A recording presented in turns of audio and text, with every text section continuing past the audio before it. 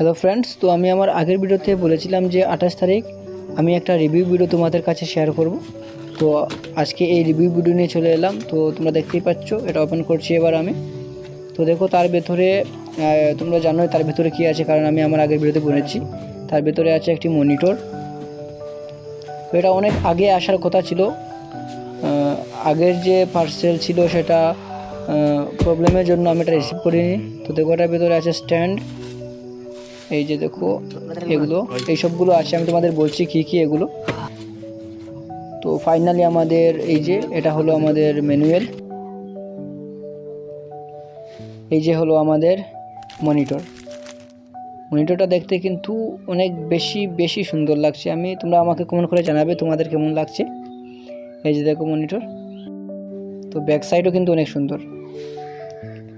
তো এবার এই যে দুটো যে স্ট্যান্ড ছিল মনিটর, তো মনিটরের সাথে অ্যাটাচ করতে হবে। তো প্রথমে আমাদের স্ট্যান্ড অ্যাটাচ করতে হবে, তারপর স্ট্যান্ড অ্যাটাচ হওয়ার পর স্ট্যান্ডটাকে আমরা মনিটরের সাথে অ্যাটাচ করব। তো ফাইনালি ডান। তো এই যে এটা হলো অ্যাডাপ্টার, পাওয়ার সাপ্লাই দেওয়ার জন্য মনিটরের মধ্যে, আর এটা হলো HDMI। তো এবার দেখো স্ট্যান্ডটা আমরা মনিটরের সাথে অ্যাটাচ করছি। কীভাবে অ্যাটাচ করতে হবে দেখো।